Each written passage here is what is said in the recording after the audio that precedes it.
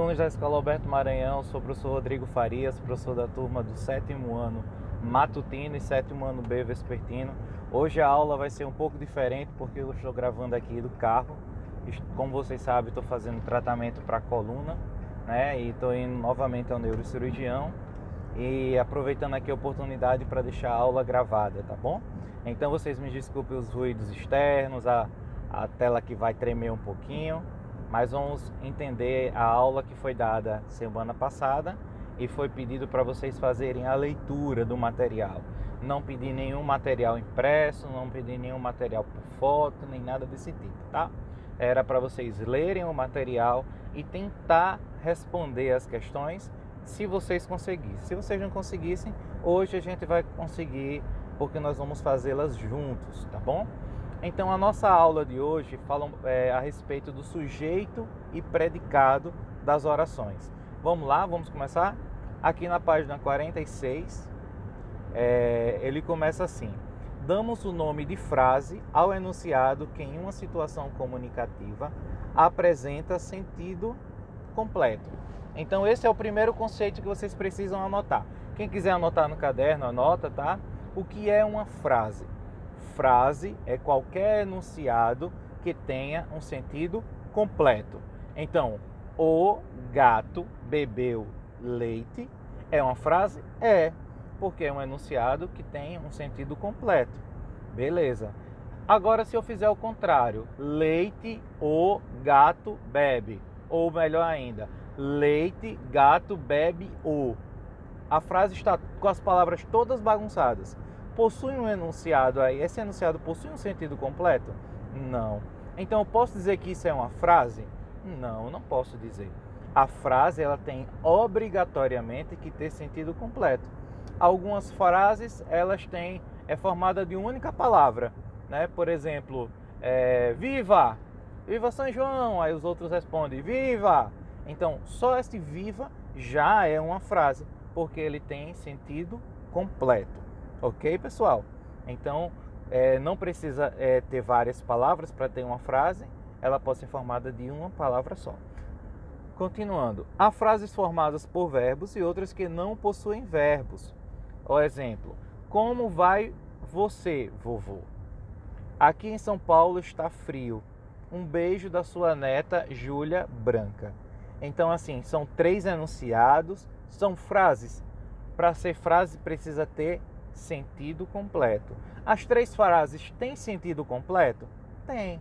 Todas as 3 frases têm sentido completo. Então as 3 frases são, os 3 enunciados são frases. Agora eu pergunto, todas as 3 frases têm verbo? Não tem verbo. Deixa isso aí para a próxima, deixa aí amarradinho isso aí, já a gente volta, tá? Vai pedir exatamente isso. Então vamos ler. É possível observar nesses exemplos que as 2 primeiras frases apresentam verbos e a terceira frase não possui verbo, mas todos os 3 enunciados têm sentido completo na situação comunicativa em que foram empregados. A carta que a menina Júlia Branca fez ao seu avô. Então, todos 3 são frases, têm sentido completo. Todas 3 têm verbo? Não tem verbo. Vamos ver? Como vai você, vovô? Qual é o verbo da frase? Vai, do verbo ir, né? Aqui em São Paulo está frio. Olha o verbo aí. Está é uma flexão do verbo estar, né?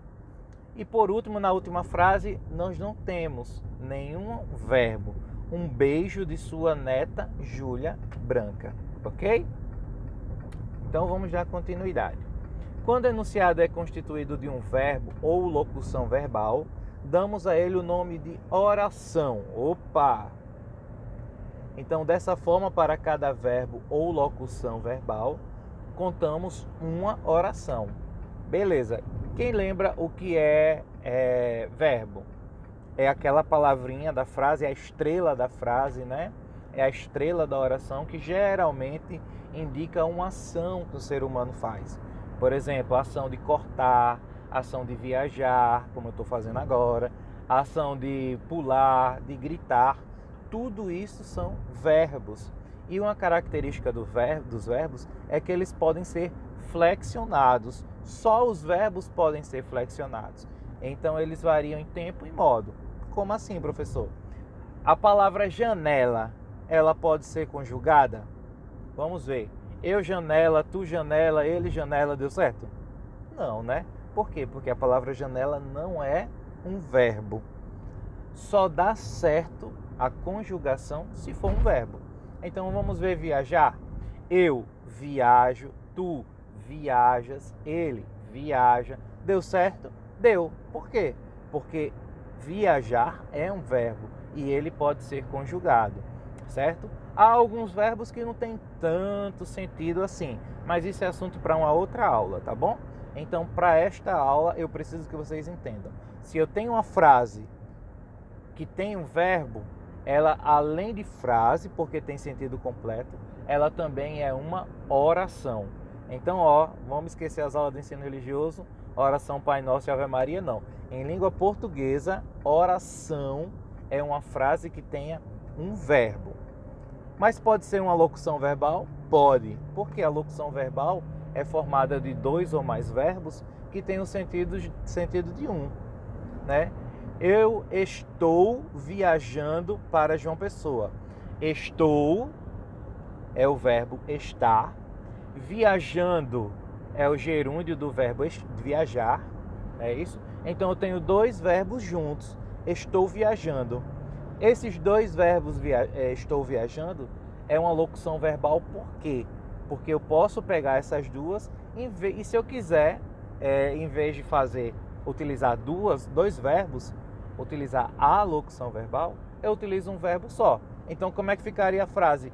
Eu estou viajando para João Pessoa. Se eu quiser tirar essa locução verbal e deixar com um verbo só, ficaria eu viajo para João Pessoa. Não perdeu sentido, a frase continua com o significado e em vez de eu ter uma locução verbal, eu tenho um único verbo. Então, a oração ela pode ser formada por uma frase com um verbo ou com uma locução verbal, ok? Então, vamos continuar. Aqui, a história é longa, longa, longa.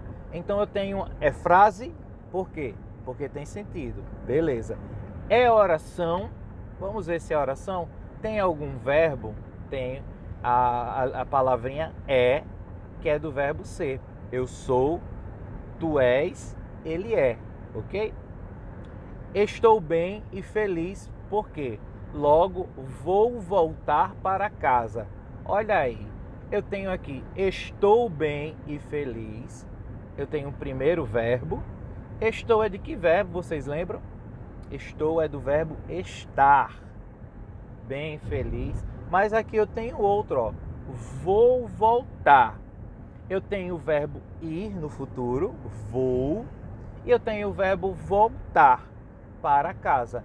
Observem que os 2 verbos aí estão juntos, mas eles podem ser substituídos por um único verbo. Ficaria como se eu trocasse, porque logo voltarei para casa. Então observe que a locução verbal aí, ela pode ser substituída por um único verbo, ok? Vou subir aqui a tela, vamos lá, continuar. Leia o enunciado agora, vamos às questões, né? Leia os enunciados a seguir, extraídos da carta que Júlia Branca escreveu ao seu avô. O meu amigo não está na escola, ela tem feito muita comida deliciosa, a história é longa, espero uma resposta sua e a sua ajuda para esse nosso assunto soslaio. Então vamos lá, letra A. Podemos afirmar que todos esses enunciados constituem oração, por quê? Vamos ver? O meu amigo não está. Tem verbo? Tem. Está, do verbo estar. Ela tem feito muita comida deliciosa. Mais uma vez aqui, tem do verbo ter, feito do verbo fazer. Então eu tenho 2 verbos juntos que poderia ser substituído por um único verbo. Ela tem feito, ela faz muita comida deliciosa. É uma pergunta, né? A história é longa. Mais uma vez aí o do verbo ser. Espero uma resposta sua e sua ajuda para esse nosso assunto soslaio. Espero do verbo esperar. Então a letra A todas as orações, todas as frases, melhor dizendo, são orações porque tem verbo. Indique e transcreva as formas verbais de cada uma das orações apresentadas. Bem, já respondi na questão anterior. Primeiro enunciado, está, do verbo estar. Tem feito, né, a locução verbal. É, que é do verbo ser. E espero, do verbo esperar. Beleza? Localize a quem ou a que se refere a informação expressa pelas formas verbais que você encontrou. Produza o quadro a seguir e preencha conforme o modelo. Então eu tenho o meu amigo, amigo de quem? Amigo de Júlia Branca, não está na escola. Então, de quem se fala? A quem se refere? Ao amigo, não é isso? E o que é que se fala desse amigo? Disse que ele não está na escola. Então vamos ver o segundo enunciado. Ela tem feito muita comida deliciosa. Vamos lá, ver se vocês entenderam. De quem eu estou falando? Eu estou falando dela, ela. Quem é ela? Se vocês lessem o texto, quem lê o texto vai saber que ela se refere à avó de Júlia, né? Então, de quem eu falo dela. E o que é que eu falo dela? Que ela tem feito muita comida deliciosa? É uma pergunta, né? A história é longa, longa, longa. Então, aí, de quem eu estou falando? A história. E o que é que eu falo da história? Que ela é longa, longa, longa, e assim por diante. Espero uma resposta sua e a sua ajuda para esse nosso assunto soslaio. E agora? Espero. De quem eu estou falando? Quem é que está esperando? Né? Quem é que está praticando a ação de esperar? Eu sei como dizer, sei quem é que está esperando? Não, né? Assim, não está explícito. Mas eu sei dizer quem é? Sei. Quando eu digo espero, pode ser vovó espero? Não. Pode ser titio espero? Não. Pode ser ele espero? Não. Por quê, professor? Porque espero é uma flexão que só pode ter um sujeito antes. Quem? Eu. Pode ser tu espero? Não, se fosse tu, teria que ser esperas. Pode ser nós espero? Não, porque se fosse nós, teria que ser esperamos. Mas aqui eu tenho espero. Se eu tenho espero, a flexão do verbo, a desinência verbal, ou seja, o modo como ele termina, só remete a uma pessoa, que é eu. Então, de quem se fala? Eu. E o que é que se fala de mim? Espero uma resposta sua e a sua ajuda para esse nosso assunto soslaio. Belezinha?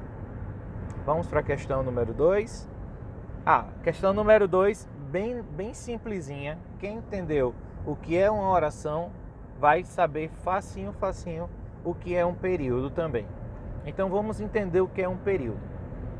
Quando uma frase é formada por uma ou mais oração, é chamada de período. Então vamos lá. Se uma frase, o que é uma frase? É enunciado com sentido completo. É formado por uma oração. O que é uma oração? É a frase quando tem um verbo. Se essa frase tem uma oração, então ela tem um período. Então, o período é exatamente quando a frase tem uma oração. Então, quando eu digo assim, por exemplo, ai, ai, ai, ai, ai, uma frase, não tem sentido completo? Alguém se machucou, aconteceu alguma coisa, mas tem verbo? Não. Se não tem verbo, não tem o quê? Oração. E se não tem oração, também não tem período. E aí, professor? É apenas uma frase. Lá na frente vocês vão ver que essa frase se chama frase nominal. Mas agora, por hora, deixa só como frase, ok? Então, para ser período tem que ter oração. Pelo menos um verbo, ok? Damos o nome de período simples ao período formado por uma única oração, ou seja, um único verbo ou locução. Veja o exemplo. Como vai você, vovô? Tem quantos verbos? Só tem um. Vamos lá. É frase? É. Por quê? Porque tem sentido completo. É oração? É. Por quê? Porque tem verbo. É período? Sim, se é oração, é período. Mas que tipo de período? Período simples, porque só tem um verbo ou uma locução verbal, ok? Professor, e se tiver mais de um verbo ou mais de uma locução verbal, é o quê? É o outro tipo de período chamado período composto. Então, ó, é segredo que eu vou contar, por isso esse caminho, esse assunto exige aquele código secreto. Então eu tenho do verbo ser, vou contar uma locução verbal, né? Posso substituir por um único verbo, contarei, por exemplo, e exige do verbo exigir. Olha só, 3. Então eu tenho 2 verbos e uma locução verbal. Então é um período simples? Não, ele é formado de 2 ou mais verbos, é formado de 3, então é chamado de período composto, ok? Então vamos lá. Os períodos apresentados na atividade 1 têm uma ou mais orações? Vamos ver? Como vai você, vovô? Tem quantas orações? Tem uma oração. Então é período simples. Por que só tem uma oração? Porque só tem um verbo. O verbo vai, que é do verbo ir. Aqui em São Paulo está frio. Está frio. Está do verbo estar. Então também só tenho uma oração. Logo, período simples. Um beijo da sua neta Júlia, nós já vimos que não é um período, então não é uma oração também. Como podemos classificar os períodos daquela atividade? Eita só, já adiantei a resposta. Todas duas são períodos simples, ok? Porque em ambas as frases só tem um verbo, são frases formadas de uma única oração. Ok, galerinha? A questão número 3 é a respeito de sujeito e predicado. Quanto à questão do sujeito e predicado, nós vamos deixar para a próxima aula, porque essa aula já teve muita informação e a gente vai fazendo aos poucos. A nossa próxima aula já vai ser sobre sujeito e predicado. Nós vamos ver os tipos de sujeito que nós temos numa frase e nós vamos entender direitinho o que é o sujeito e o que é o predicado. Beleza? Então, ó, quem tiver alguma dúvida, quem quiser comentar alguma coisa, pode deixar os comentários aqui no vídeo do YouTube ou pode colocar lá no privado do professor ou no grupo da turma, tá bom? Lembrando que a atividade da semana que vem ela deve ser feita e vocês vão ter até sábado para fazer, já que hoje foi um dia atípico e eu não pude postar a atividade logo cedo, tá bom? Então é isso, pessoal. Um grande abraço para vocês, que Deus abençoe e qualquer coisa pode chamar lá, gente, tá bom? Abraço!